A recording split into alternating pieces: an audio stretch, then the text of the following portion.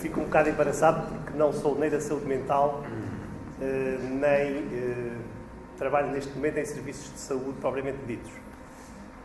Mas gostei imenso da intervenção do professor Miguel Xavier e também gostei imenso da ideia e do desafio que nos foi colocado, que é falar das pessoas e dos números, ou dos números para as pessoas. Eu gostava de dizer que a minha atividade atualmente é fazer avaliação dos hospitais. E avaliar os hospitais pode ser encarado como uma perspectiva exclusivamente numérica, em que eu pego nos números de várias coisas, consultas, urgências, exames complementares de diagnóstico, e vou somando aquilo tudo. E, de facto, se eu fizer isso, perco a noção das pessoas e até, de certa forma, perco a noção de para que é que aquilo serve.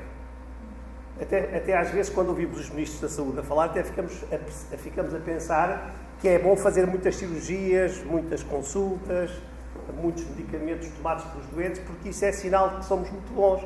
Bom, mas o problema é que os cidadãos não querem isso. Em princípio, as pessoas não precisariam ou não gostariam de ser operadas, não é? Eu já fui operado algumas vezes e detesto ser operado. Ou seja, provavelmente estamos a ver o filme ao contrário.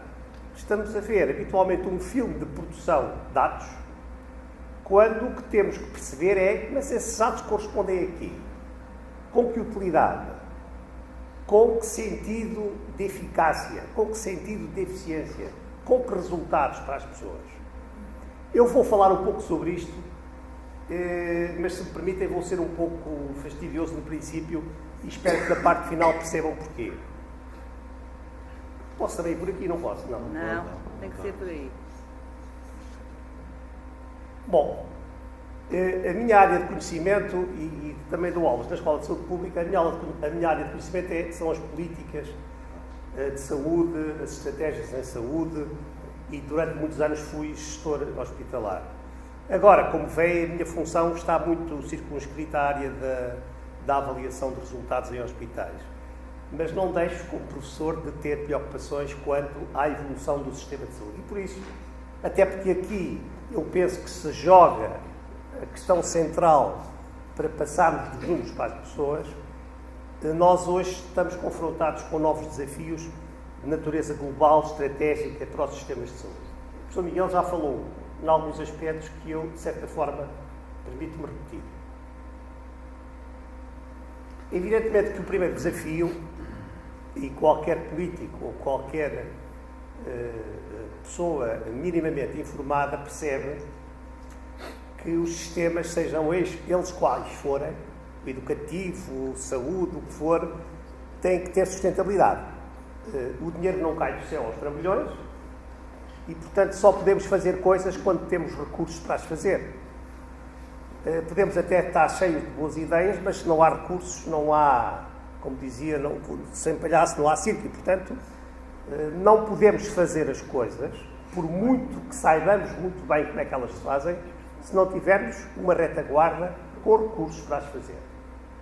E, portanto, esta palavra que hoje percorre pelo nosso imaginário em termos de gestão é muito importante hoje, a sustentabilidade. Significa que tem que haver um equilíbrio a longo prazo entre aquilo que se tem para gastar e aquilo que se gasta. Nós na saúde temos muito a mania de dizer, bom, mas a saúde não tem preço, qualquer cidadão doente, ou pelo menos que se diz doente, tem que ser tratado, também acho que sim, e qualquer tratamento faz sentido. Devemos ir até às últimas consequências na capacidade de envolver e na persistência para tratar uma doença. Bom, aqui já começa a ter dúvidas, porque esse envolvimento excessivo e essa terapêutica excessiva e inútil talvez tenha consequências piores do que o tratamento adequado. E, portanto, cuidado com esse discurso muito voluntarista de dizer para o doente tudo, damos tudo, fazemos tudo. Não é assim, não pode ser assim. Devemos fazer bem, com os recursos que temos. E o professor Miguel há bocado dizia uma coisa que é paradigmática sobre isto, que é o interesse individual e o interesse coletivo. Um doente pode ser objeto e foco de um tratamento muito diferenciado até ao fim da sua vida, em que gastamos milhões de euros. Amanhã vou participar numa conferência sobre medicamentos biosimilares, em que se vê que há algumas doenças em Portugal Eu penso que é a artrite reumatoide, custa, um doente com artrite reumatoide gasta por ano entre 11 a 15 mil euros. Um doente só no seu tratamento, na sua terapêutica. Portanto, temos sempre que ponderar o interesse individual da pessoa e o interesse coletivo da sociedade e, portanto, conseguir ter a capacidade de estudar, eventualmente, o custo-oportunidade ou aquilo que fica por fazer quando fazemos uma coisa. Bom, mas a sustentabilidade é um desafio importante, porque a sustentabilidade tem como resultado, como consequência, o seguinte: a capacidade que temos ou não temos de fazer as coisas bem feitas, isto é, com qualidade e com menos recursos. Evidentemente que abaixo de um certo limiar de recursos as coisas já não se ficam bem feitas. É verdade. Mas o problema é que acima de um determinado limiar, provavelmente as coisas não ficam bem feitas também e gastamos muito mais. É tudo uma questão de organização, de dedicação, de responsabilidade e de capacidade técnica. Bom, se associarmos a isto um aspecto muito importante na saúde, que é a pressão da inovação. E a pressão da inovação tem vários aspectos a considerar, desde os aspectos económicos, que são os mais visíveis e aqueles a que nós, na área da gestão, mais imediatamente ligamos, mas tem depois os aspectos mais importantes, que é a ética, o bem-estar dos doentes, tratar doenças que antigamente não tinham tratamento. E, portanto, quando nós falamos de inovação, temos aqui um mundo de fatores que nos obrigam a pensar como é que a vamos assimilar no nosso território. Isto é, como é que nós, na saúde, vamos assimilar a pressão, por exemplo, da indústria farmacêutica para tratar agora a doença de Crohn ou tratar depois a hepatite C com medicamentos, etc. Ou seja, temos que perceber se toda a inovação é de facto inovadora e tem provas suficientemente credíveis que melhoram as condições de saúde dos cidadãos, ou se a inovação é mais ou menos, ou até perceber se a inovação, face à medicação anterior e a terapêuticas anteriores, tem um valor acrescentado significativo. E aqui põem-se questões de natureza ética muito complicadas. Eu posso acrescentar com um medicamento um mês de vida a um doente, mas isso custar milhões de euros, ou alguns milhares, e na análise custo-oportunidade, ficamos na dúvida se isso faz sentido. Mas o senhor não tinha 30 dias a mais para acrescentar àquele doente. O senhor matou-o 30 dias antes. Pois, esta situação é dramática, mas tem que ser pensada e tem que ser decidida pela sociedade. E, portanto, aqui o desafio que se coloca na inovação é termos a capacidade de selecionar aquilo que é bom para os doentes, para as necessidades da população e evitar, eu diria, o sobreconsumo. E nós, em Portugal, infelizmente, em muitas áreas, temos claramente sobreconsumo de recursos. Por exemplo, na área dos medicamentos e em alguns medicamentos da área da saúde mental. Mas também temos que evitar a subutilização de meios que estão ao nosso alcance, em que o conhecimento científico e tecnológico permitiram disponibilizá-los para a sociedade e depois nós esquecemos de os usar ou fazemos vista grossa porque achamos que é caro. Isto também tem consequências de natureza ética e para a saúde dos cidadãos.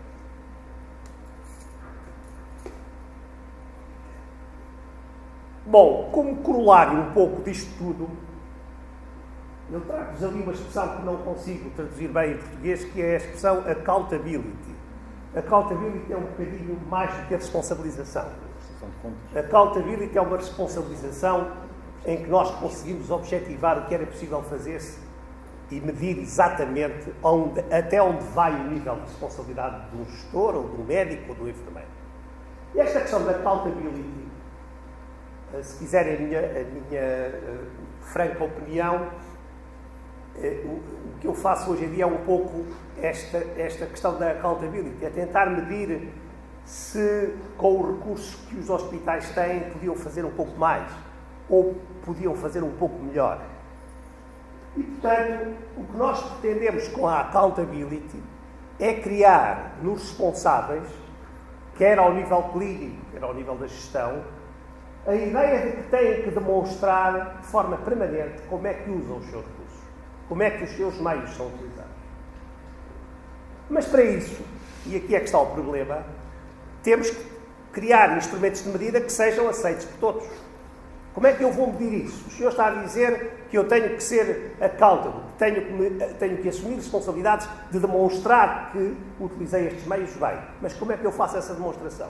Que indicadores, que critérios vamos utilizar para medir esses desempenhos de uma equipe médica, de uma equipe de enfermagem, etc. Ou isto não tem critérios?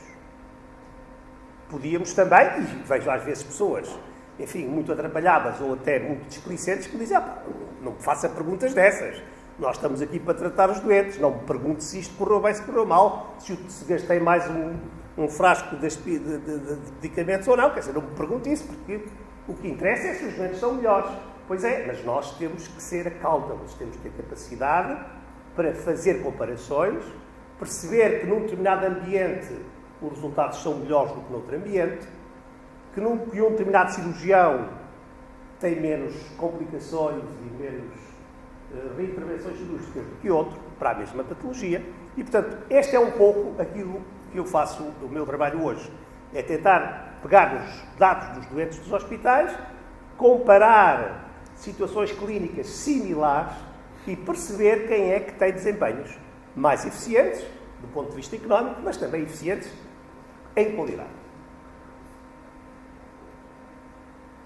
Vê se vou um bocadinho mais depressa. Bom, este triângulo, nós habitualmente dizemos que este é um triângulo clássico da saúde. Na saúde há os cidadãos que têm aqui vários papéis. Mas há um papel muito importante que os cidadãos têm nos sistemas de saúde, que é financiar a saúde. Nós às vezes esquecemos deste pequeno pormenor, mas as administrações, seja de uma empresa, de uma organização, de uma companhia seguradora ou do Estado, gerem recursos que os cidadãos para lá canalizam. Às vezes obrigatoriamente, outras vezes voluntariamente. Mas são estas organizações que gerem o dinheiro das pessoas. E as pessoas, algumas delas, por vezes ficam doentes e vão aos prestadores de cuidados de saúde. Ou seja, este triângulo mostra bem, por um lado, o duplo papel dos cidadãos como consumidores e como financiadores. Por outro, o importante papel das administrações, seja uma administração geral, seja uma administração mais local, mais próxima dos acontecimentos.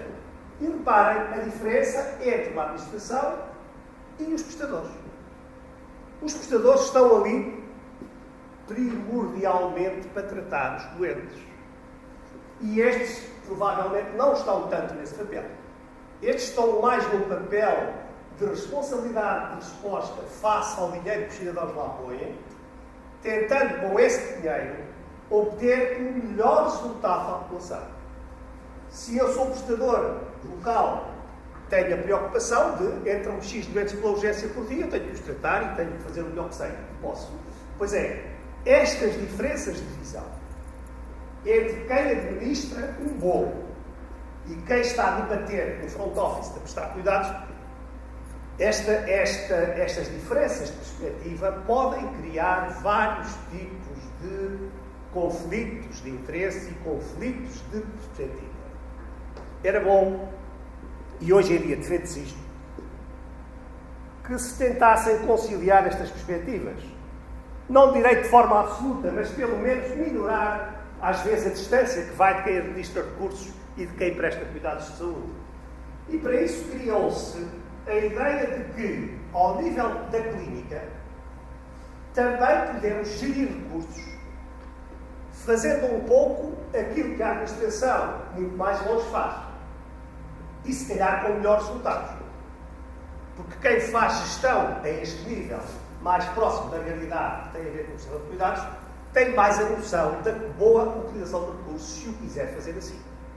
Ou seja, o que hoje defende é uma gestão clínica intermédia que faça um pouco a ponte entre uma administração de recursos de natureza geral, de natureza, eu diria, mais global e burocrática, e as necessidades dos cidadãos.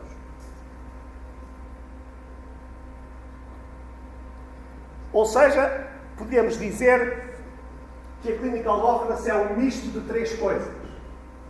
Por um lado, talvez a mais importante, a qualidade clínica. Mas não descurar também o nível de serviço. O nível de serviço significa a atenção, o respeito pelas pessoas, o bom ambiente, a pontualidade nos cuidados, a integração dos cuidados, evitar, por exemplo, às vezes vê-se em Portugal muito isso, por exemplo, em Inglaterra já não é assim. Uma pessoa vai ao médico, o médico acha que a pessoa deve fazer o exame complementar e diz, olha, o senhor vai fazer este exame complementar, quando tiver o exame, marca a consulta. Pois é, no Serviço Nacional de Saúde Inglês há muito tempo que não é assim. A informação que o médico dá ao doente é, vamos marcar o seu exame complementar, eu vou garantir qual é o dia em que você vai fazer o seu exame complementar e marcamos já a consulta para analisar a sua situação com o exame complementar feito. Qual é a grande diferença desta relação do sistema e dos médicos com os doentes? É que o médico e o sistema não perdem o contacto com o doente. É muito giro, é muito simpático o médico dizer, se eu preciso fazer este exame, quando tiver o exame, venha cá. Pois é, isso pode demorar um ano, pode demorar meio ano. Se calhar o médico não tem a mínima noção de que para marcar aquele exame e para realizar aquele exame são precisos 6 meses. E aquilo que ocorreu na Amadora há pouco tempo, que veio nos jornais, não é tão incomum assim em Portugal. Porquê? Porque ninguém faz este controle, esta gestão do doente no seu conjunto. Ninguém se preocupa em juntar as peças todas de um processo que é muito mais complexo do que aquele que nós pensamos. E cada um fica situado na sua secretária, no seu local de trabalho e não se preocupa com o resto. Pois, mas isto não é bom. Os doentes não são bocadinhos que se somam. Portanto, esta noção de nível de serviço, que não tem a ver com a qualidade clínica, mas tem a ver com toda a envolvente do serviço, é muito importante e muitas vezes descurado. E temos que trazê-la à colação quando falamos em serviços de saúde. E depois o controle financeiro, que não tem que ser feito por médicos necessariamente, nem por enfermeiros, mas em que as opções clínicas têm que ser ponderadas pelo gasto que isso representa.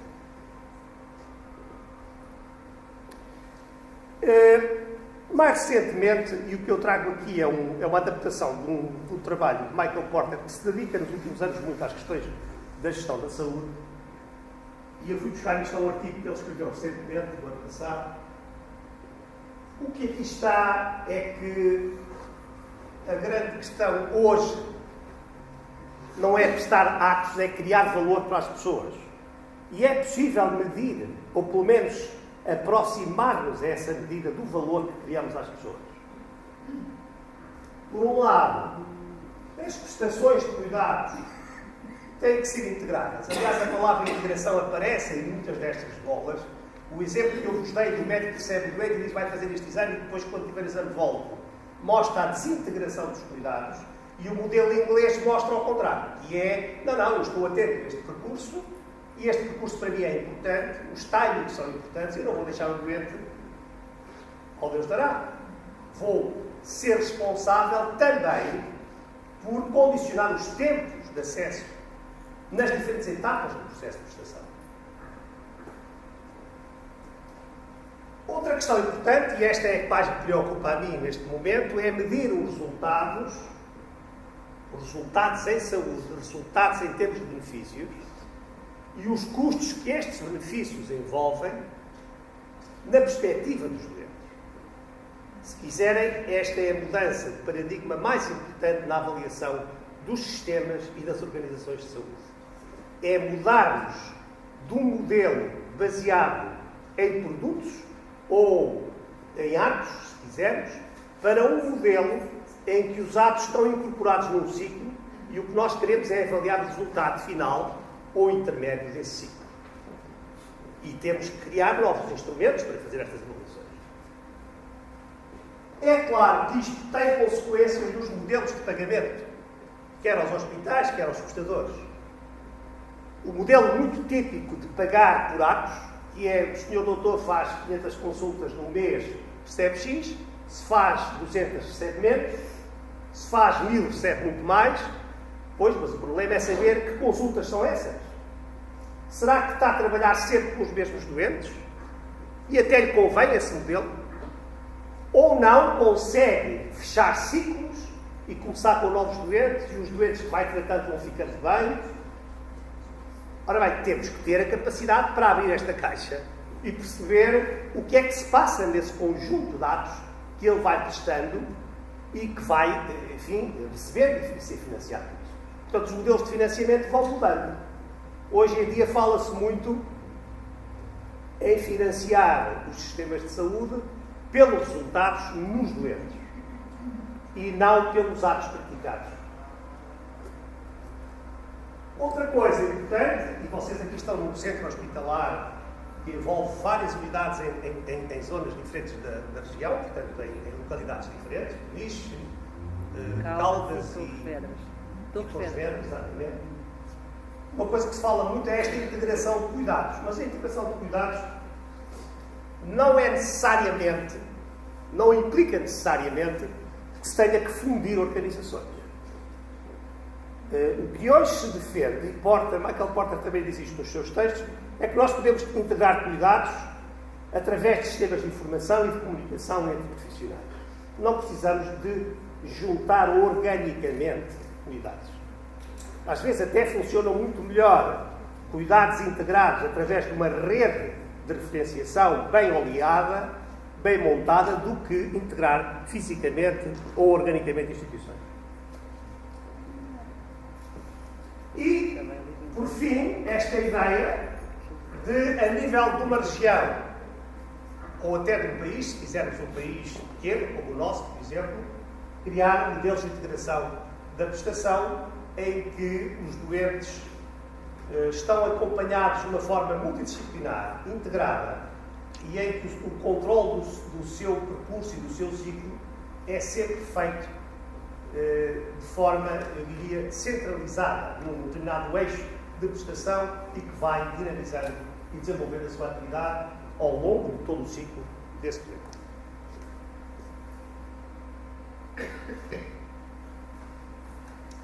Bom, o futuro dos sistemas, eu já disse isto várias vezes, mas só para consolidar aqui algumas ideias. Os objetivos que hoje temos nos sistemas de saúde é mudar de sistemas baseados na produção de dados para a criação de valor para os cidadãos, para os doentes, neste caso, uma prática médica muito centrada na especialidade para uma prática médica baseada nas necessidades dos doentes, em ciclos de cuidados e em integração de cuidados. E não vale a pena dar muitos exemplos, mas, por exemplo, na saúde mental também se fala muito nisso e se tenta praticar isso. Em doenças do foro oncológico é óbvio que deveria ser assim. Em doenças que implicam períodos de reabilitação ou de recuperação prolongada também deveria ser assim. E, portanto, o que nós pretendemos hoje é passar de modelos em que os resultados que medimos são número de consultas, número de internamentos, número de sessões no hospital de dia, número de cirurgias, etc. Eu gostava de vos dizer que é mesmo assim que o Ministério da Saúde paga aos hospitais. Contabiliza estas coisas e diz: vocês fazem X hospitais de dia de oncologia e recebem por cada sessão X. Fazem X consultas, primeiras X, subsequentes Y. E, portanto, o Ministério da Saúde, o modelo de financiamento ainda está assim, vai financiando por atos. Evidentemente que há algumas áreas onde já se evoluiu um pouco, em algumas doenças. Por exemplo, na diabetes já há um modelo de perspectiva do doente, isto é, o doente está metido num ciclo terapêutico e é financiado o doente ao longo de um ano com um determinado montante. No HIV, SIDA, a mesma coisa. Já se perspectivam novas formas de financiamento em que não interessa tanto saber o número de consultas que o doente tem, mas interessa saber é o estado de saúde do doente ao longo desse ciclo. Ou seja, o que nós pretendemos é avaliar resultados clínicos para o doente, num determinado período de tempo, ajustados ao risco que ele traz, que ele comporta. Porque um doente não é um doente só de uma coisa ou de outra. Um doente é um conjunto de situações que se concentram naquela pessoa, não é? ou pela sua idade, ou pela sua obesidade, ou pelos seus problemas mentais, ou pelos seus problemas físicos. Ou seja, é um conjunto de várias coisas e, portanto, temos que ajustar pelo risco de cada um. Avaliar os respectivos custos, avaliar os benefícios conseguidos, isto é, perceber se esse compromisso entre tratar bem e gastar pouco é possível ou é tendencialmente desejável.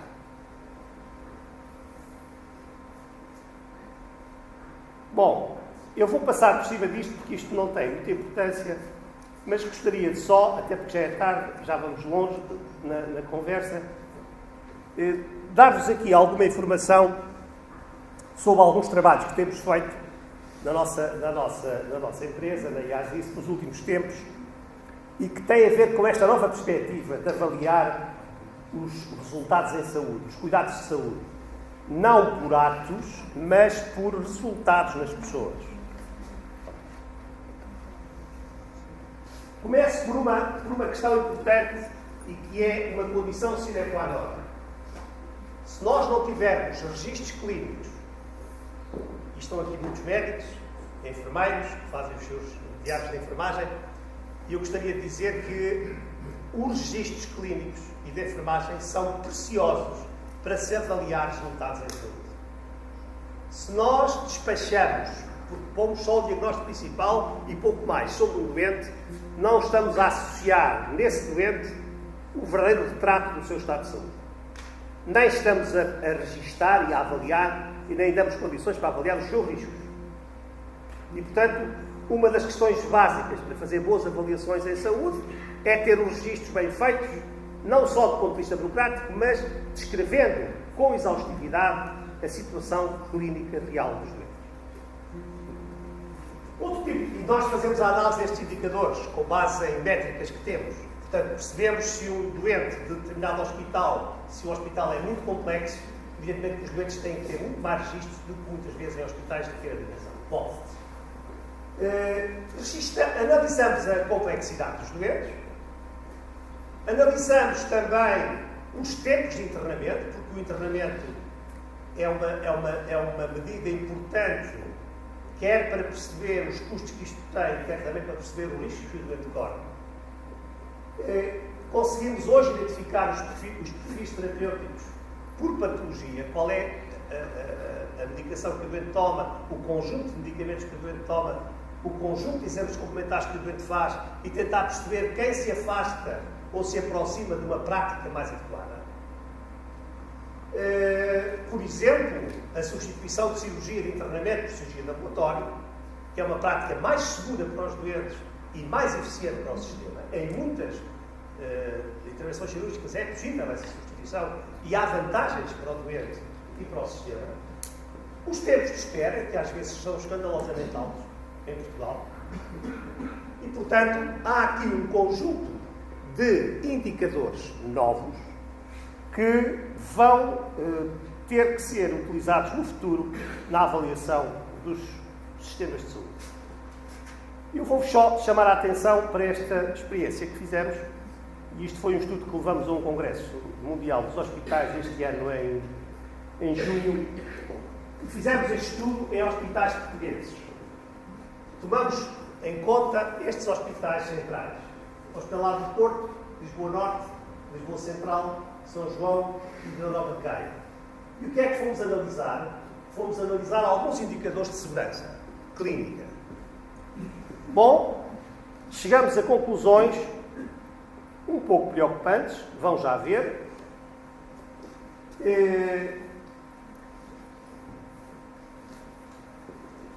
Eu assinalo aqui a vermelho os indicadores em que o número de casos é superior, o número de casos de incidentes que encontramos nestes hospitais. O ulcerante clúbito tem um peso relativamente elevado. As falhas como é que se diz isto? Na reanimação. As falhas na reanimação, neste momento, andarão na ordem dos 30%.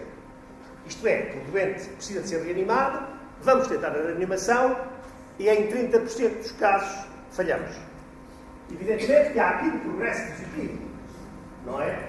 Evoluíram em anos diferentes, desde 2009 estavam aqui, em que cerca de 50% das tentativas de reanimação falhavam, portanto os doentes morriam, e hoje em dia já temos um valor nos 30%. Eu posso-vos dizer que é um valor bastante superior àquele que se passa nos outros países europeus.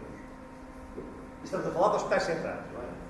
Depois, a sepsis pós-operatória, que é um problema grave ainda dos hospitais portugueses. Isto é, o doente é operado e depois fica com uma infecção generalizada, e os traumas obstétricos em partos vaginais com instrumentação. Ou seja, também aqui temos problemas. E gostava de vos dizer, não trago esse slide propositadamente, que as diferenças entre os hospitais são muito grandes. Ao contrário do que se podia esperar, este é o valor global destes 5 hospitais que eu vos mostrei. Mas se formos analisar cada um dos hospitais, os valores diferem muito de uns para os outros. E isto é que é profundamente preocupante. Ou seja, a prática clínica tem consequências muito diferentes de acordo com o hospital onde as pessoas são tratadas. E isto são problemas de segurança. Portanto, os indicadores de segurança que utilizamos foram estes, que encontramos com mais impacto nos hospitais: úlceras de cubo, falhas na reanimação, sepsis pós-operatórias, trauma obstétrico em partes vaginais com apoio instrumental. Depois podemos tratar outras dimensões, a mortalidade.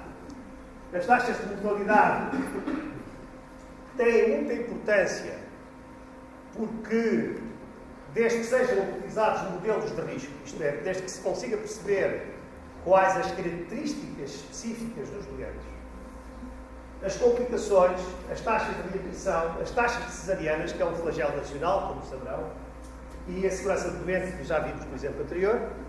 Isto tem a ver com qualidade assistencial. E agora, para terminar, falar-vos-ia de um tema que introduzimos em Portugal recentemente, que é tentar perceber se muitos dos doentes que andam nos hospitais e são internados não podiam e deviam ter a sua situação previamente diagnosticada de forma precoce e ser tratados sem necessidade de internamento. É aquilo que os americanos chamam de ambulatory care sensitive conditions, isto é, internamentos sensíveis a uma adequada cobertura em medicina geral e familiar. Isto é, doentes que atingem um grau de gravidade tal que são internados e cujas patologias de base, se fossem bem encaminhadas e precocemente acompanhadas pelo seu médico de família, não necessitavam de ser internados. Fizemos esse estudo em Portugal também e eu gostava de começar por lhes dizer que o cidadão, como utilizador de dados de saúde, bom, eu gostava de dizer que depende muito do contexto em que nos situamos. A população que temos, como é que ela está distribuída, a idade das populações, os profissionais que temos, a sua competência, o seu número, os serviços de saúde, como estão distribuídos, os sistemas de saúde, como estão organizados, e também o modelo de financiamento dos sistemas. Tudo isto influencia o comportamento das pessoas quando se dirigem aos serviços de saúde. Mas em Portugal temos esta coisa, enfim, relativamente característica nossa, que é, bom, em princípio, quando um cidadão tem um problema de saúde, ou pensa que tem um problema de saúde, deve dirigir-se ao seu médico de família, não é? Esta é, enfim, em tese, a situação ideal, e por isso é que foram criados os diferentes níveis de cuidados de saúde. E estes cuidados de saúde primários são precisamente o primeiro contacto, até mesmo para questões de saúde mental, não é? Bom, em princípio, num número significativo de casos, a situação fica resolvida e o doente não tem que entrar na estrutura hospitalar. Aliás, a grande vantagem de haver uma medicina geral e familiar é precisamente esta: é debelar os problemas na fase inicial em que ele se manifesta, muitas vezes sem grandes complicações, e devolver o doente relativamente controlado e até, muitas vezes, em perfeita saúde à atividade. Muito bem, como podem ver aqui, temos esta característica muito portuguesa que não é típica, por exemplo, nos países do norte da Europa, nem do centro da Europa, que é de irmos todos a correr para as urgências. Eu posso dizer-vos que em Portugal temos cerca de 10 milhões de urgências por ano. O que significa um número brutal. Há hospitais em Portugal que têm 600, 500, se for agora neste período, 700 urgências por dia, por período de 24 horas. Bom, se formos a Inglaterra ou a Holanda, tiramos de um zero. Onde dizemos 600 são 60, onde dizemos 700 doentes por 24 horas são 70, e às vezes populações demograficamente muito mais envelhecidas do que a nossa. Bom, ou seja, a priori, há aqui uma desorganização do sistema que faz com que um número significativo de cidadãos se veja obrigado ou se sinta impelido a ir às urgências e não propriamente ao seu médico, ou porque não o tem, ou porque não é confortável, ou porque ali faz os exames todos, aquela conversa que a gente já sabe, mesmo que espere muitas horas.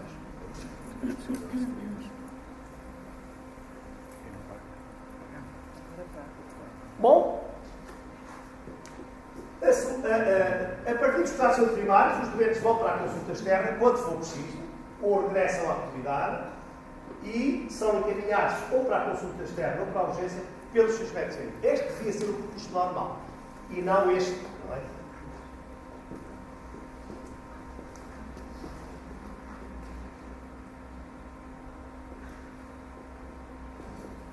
E depois, naturalmente, dentro do sistema, o doente pode ser objeto do tratamento e depois, mais tarde, da comunidade. Agora, o que eu vos queria dizer é que muita da casuística que vai para o internamento hospitalar podia ficar retida a este nível e evitava-se muita da procura e da ocupação de camas nos hospitais. Isto é o que nós chamamos os ambulatory care specific conditions, isto é, muitas das condições que eram sensíveis a uma boa intervenção da medicina geral e familiar não estão a ocorrer em Portugal. Na atualidade, este tema tem muita importância face a estas condicionantes: população envelhecida, muitas urgências, muitos internamentos, muitos riscos associados ao internamento. Basta dizer que 10 a 12% dos doentes internados são objeto de infecção nosocomial. Temos talvez das taxas mais elevadas de infecção nosocomial da Europa. E muitos deles morrem por esse facto. Agravamento do estado de saúde, custos para o doente e para a sociedade, ou seja, o internamento é a todos os títulos evitável, ou deve ser a todos os títulos evitável. O que nós estudamos foi um conjunto de patologias: a asma, a diabetes, a doença pulmonar obstrutiva crónica, as doenças cerebrovasculares, a hipertensão e a insuficiência cardíaca, em que, se os doentes fossem objeto de diagnóstico precoce e de acompanhamento precoce pela medicina geral e familiar, estes casos nunca deveriam chegar aos hospitais. E, portanto, estes casos podiam ser controlados em medicina geral e familiar. E gostava de chamar a atenção para este facto. No nosso estudo, concluímos que 60% destes casos, no momento em que apareceram nos hospitais, o seu internamento era mandatório, o que significa que eram situações que estavam suficientemente graves para obrigar mesmo ao internamento. Os outros 40% temos dúvidas. Os outros 40% pode ser um comportamento médico mais conservador, pode ser uma pressão da família, junto do médico, junto ao hospital, para que o doente fique, pode ser um caso social, etc. Mas em 60% dos casos, estas patologias eram obrigatoriamente de internamento, dada a situação clínica de gravidade desses doentes. O que se passa é que ao longo, nós estudamos isto durante 7 anos, houve diminuições no internamento na diabetes, na hipertensão e nas doenças cerebrovasculares, mas houve aumento na DPOC, doença pulmonar obstrutiva crónica, e na insuficiência cardíaca. Como notas finais, voltamos ao princípio. O desempenho dos sistemas não se pode medir exclusivamente pelo número de dados. O mais importante é o seu impacto na vida dos cidadãos e dos governos. A integração de cuidados é um fator-chave para melhorarmos os sistemas de saúde, diminuindo custos e proporcionando melhores resultados para os governos. E temos que avançar mais depressa para novos modelos de avaliação de resultados e também de financiamento, centrados nos doentes e baseados na qualidade dos cuidados e na segurança. Muito obrigado.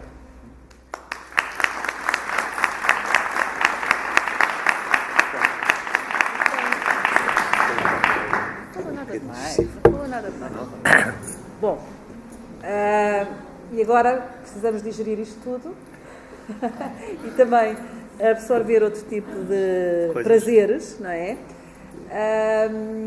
Eu aproveito para dizer que quer o professor Miguel, quer o Dr. Manuel Delgado tiveram a gentileza de disponibilizar estas apresentações e nós vamos enviar a toda a gente, porque temos os vossos e-mails, portanto isto vai ser enviado para todos, para poderem ficar com estas apresentações. Em relação ao jantar, está incluído, era para ser neste local, mas tivemos que ser criativos, não pode ser aqui e, portanto, toda a gente está bem quentinha, porque vamos ter de fazer um trajeto de 7 minutos a pé, não vai chover, nós temos isso perfeitamente assegurado, e depois de estarmos tanto tempo sentados, o que não faz bem, portanto, faz-nos bem andar, está bem? Portanto, tipo, follow me e vamos jantar, está bem? Vamos ter que sair daqui agora.